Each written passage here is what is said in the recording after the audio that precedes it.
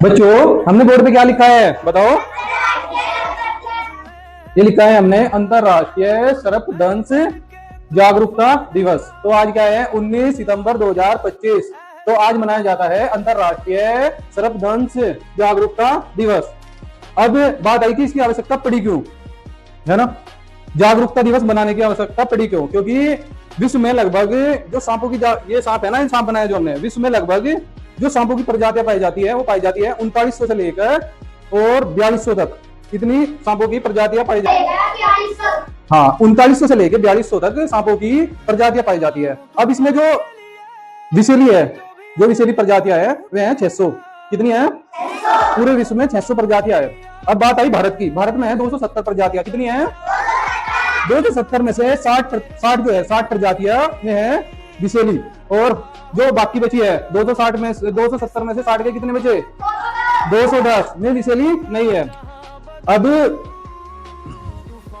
हम आपको बताएंगे जो ये अंतरराष्ट्रीय सर्पदंश दिवस की जो स्थापना हुई थी वो हुई थी 2018 में। कब हुई थी? और 2018 में इसकी जब स्थापना होगी थी, डेट थी 19 सितंबर 2000। हाँ, तो एक होता है WHO का इसे समर्थक मिला हुआ है। अब ये आपके मन में चल रहा होगा कि WHO है क्या, है ना। तो इसकी फुल फॉर्म होती है हिंदी में विश्व स्वास्थ्य संगठन या वर्ल्ड हेल्थ ऑर्गेनाइजेशन। अब वर्ल्ड हेल्थ ऑर्गेनाइजेशन की जो स्थापना हुई थी वो हुई थी 7 अप्रैल 1948 में। और जब प्रारंभ में इसकी शुरुआत हुई थी तब इसमें लगभग 61 देश थे और वर्तमान में लगभग 194 देश है। अगर पूरे वर्ल्ड की बात करी जाए तो कितने देश है? 195 देश है कुल। याद रहेगा? ठीक है। अब हमने आपके सामने ये बताओ क्या बनाया? ये सपेरा बनाया। अब ये बीन बजा रहा। अब ये देखो क्या निकाल रहा है इसने? सांप निकाल रहा। अब आपको देखने को मिलता होगा सपेरे बहुत कम आने लग गए गाँव में, है ना, क्योंकि उनको प्रतिबंध लगा दिया। क्या लगा दिया? हाँ, ये इसलिए लगाया क्योंकि ये क्या करते थे, सांप को पकड़कर उससे जहर निकालकर फिर उन्हें बेचते थे और बहुत सारे सांपों की तुरंत के तुरंत मृत्यु हो जाती है जब उसका जहर निकाल लेना। तो इसलिए वन्य जीव संरक्षण अधिनियम 1972 में इन्हें बिल्कुल प्रतिबंध कर दिया था कि भाई कोई भी सपेरा या कोई भी व्यक्ति सांपों को घर में नहीं पाल सकता और नहीं उनका प्रदर्शन कर सकता। अब बात आई जैसा सांप है, सांप से हम अपनी सुरक्षा कैसे करें, है ना, ये तो सारी जानकारी होगी। अब बात आई कि सांपों से सुरक्षा कैसे करें। जैसा बरसात के दिन है, अभी बरसात चल रही, तो तुम्हें एक तो नंगे पैर बिल्कुल नहीं निकलना घर से और जूते पहन के निकलना है। और अगर तुम्हें कहीं पे सांप दिख जाए तो बहुत ही धीरे धीरे प्यार से पीछे को ऐसे हटके और वहां से तुरंत भाग जाना है। ये नहीं कि जाके मैं तो बहुत बहादुर हूं और उसे तुम पकड़ने लग जाओ, ऐसे नहीं पकड़ना। अगर तुम पकड़ोगे तो क्या हो जाएगा, वो डस लेगा तुम्हें और आपको तो पता नहीं ये विषैला है कि नहीं है। तो और एक बात और, जैसा हम घरों में अभी देखते हैं कि हम जूते पहनते हैं। अब हम जूते तो झाड़ते नहीं, बस डायरेक्ट इन्हें पहनने की कोशिश करें तो पता चला उसमें सांप बैठा हुआ है, वो काट लेगा ना। तो तुम्हें जूतों को बहुत ही प्यार से झाड़ कर देख कर जब पहनने चाहिए, है ना।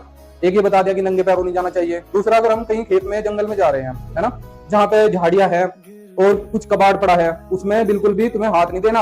या कहीं पे कुआं है और ऐसे ही कहीं पे पानी भरा हुआ है और तुम हाथ से ऐसे देने लग जाओ, ऐसे नहीं करना, क्योंकि हमें पता नहीं वहां पे क्या आपका सांप और तुम्हारे काट ले वो। तो तुम्हें सुरक्षा अपनी खुद करनी है। अब सपोज करो, चलो किसी का सांप ने काट ही लिया, हम सुरक्षा भी कर रहे थे लेकिन सांप ने काट लिया, अब क्या करोगे तुम बताओ? अपने विचार रखो, क्योंकि आज है वाद विवाद की है ये सारी की सारी प्रतियोगिता स्कूलों में। बताओ, अगर सांप ने किसी बच्चे का काट लिया तो तुम क्या करोगे? बताओ एक बच्चा, अब नहीं बताओगे? बताओ नहीं।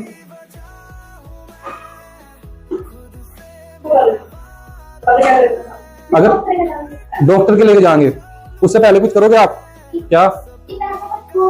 वेरी गुड, बहुत बढ़िया बताया इसने। उससे पहले आप क्लैपिंग करो इसके लिए। अगर सपोज करो किसी के पैर पे काट लिया सांप ने तो तुम्हें क्या करना है? तुरंत के तुरंत वहां एक बंद मारना है। जो तो हमने ये बनाया, ये देखो ये पैर है, यहाँ सांप ने डस लिया तो एक तो 2 इंच या 1 इंच छोड़ कर यहाँ पे बंद मार दो और एक ऊपर, 2 बंद मारने हमें। और बंद ऐसा मारना कि जिससे कि पूरा रक्त न रुक जाए, बिल्कुल भी धीमे धीमे रक्त का भी संचार होता रहे। अच्छा, अब ये बंद मारते क्यों है? बंद इसलिए मारते हैं क्योंकि जैसा यहाँ पे जहर आ गया है ना, अगर हम बंद नहीं मारेंगे तो वो जहर पूरा बॉडी में फैल जाएगा, परिसंचरण उसका ज्यादा तेज होगा। अब बंद मार दो धीमे धीमे होगा। और एक ये भी ध्यान रखना है, जैसे किसी के सांप ने काट लिया उसे ज्यादा हिलाना डुलाना नहीं है।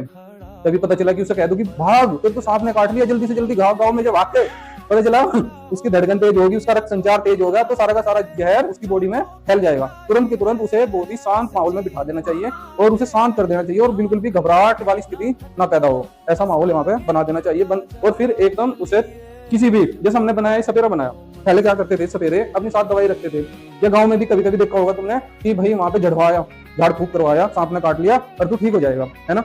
अब कुछ तो सही हो जाएगा। अब सही होने का कारण क्या है, देखो मैंने बताया आपको 270 प्रजातियां है टोटल सांप की, है ना, उसमें से 60 जहरीली है।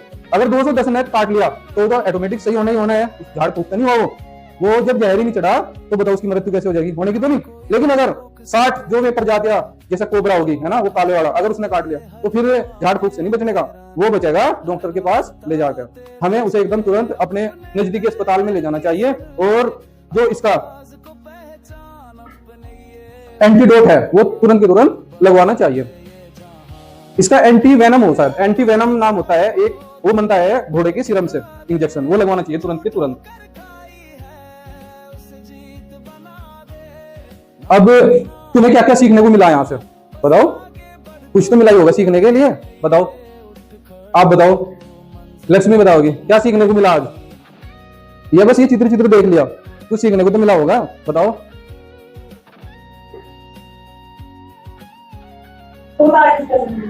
बताओ। वेरी गुड, सांप के अलावे जाना नहीं चाहिए, पीछे हट जाना चाहिए। और किसी को क्या सीखने को मिला बताओ। हाँ, और नंगे पैरों नहीं चलना चाहिए, और रात के अंधेरे में टॉर्च लेकर जब भी निकलना चाहिए। हाँ, और अगर किसी के घर जैसा कि खेतों के पास में ही हो तो पता नहीं चलता, घरों में भी सांप आ जाओ तो हमें नीचे भी लेटना नहीं चाहिए, हमें खाट पे तख्त पे लेटना चाहिए, क्योंकि उससे क्या हुआ, वो धीरे धीरे तो आएगा सांप, अगर हम नीचे ही लेटे हुए हैं वो आकर काट के चले जाएगा, है ना। तो ये भी सावधानी रखनी चाहिए। और क्या सीखने को मिला बताओ। अच्छा, जो हमने मेन इंपोर्टेंट बात बताई है वो बताइए, झाड़ फूंक वाली। अपने माता पिता,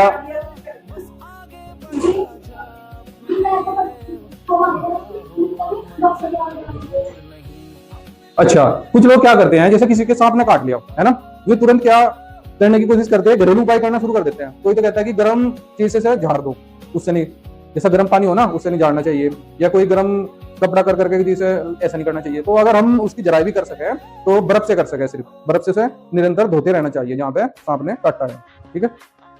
और बताओ, और क्या समझ में आया।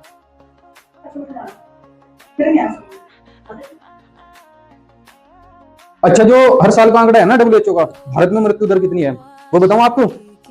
भारत में मृत्यु दर लगभग 50 से 60 हजार लोग प्रत्येक वर्ष सांप के काटने से उनकी मृत्यु हो जाए या विकलांगता जानना, WHO का ये आंकड़ा है। अगर पूरे विश्व की बात करें, पूरे विश्व में 78,000 से लगाकर 1,38,000 तक प्रत्येक वर्ष लोगों की मृत्यु हो जाए, है ना। तो इसे रोकने के लिए ही, इसे कम करने के लिए ही इसकी शुरुआत की गई है अंतरराष्ट्रीय सर्पदंश जागरूकता दिवस की, है ना। इसे रोकने के लिए WHO ने ये कदम उठाया है कि हम जागरूकता अभियान चलाए। जागरूकता अभियान कैसा, जिसमें सरकारी विद्यालय है, सरकारी विद्यालयों में वाद विवाद प्रतियोगिता या नुक्कड़ कार्यक्रम गांव गांव में जाके, है ना, या कविताओं के माध्यम से, ये माध्यम से। अगर जानकारी अच्छी लगी हो तो वीडियो को लाइक करें, शेयर करें, कमेंट करें। धन्यवाद।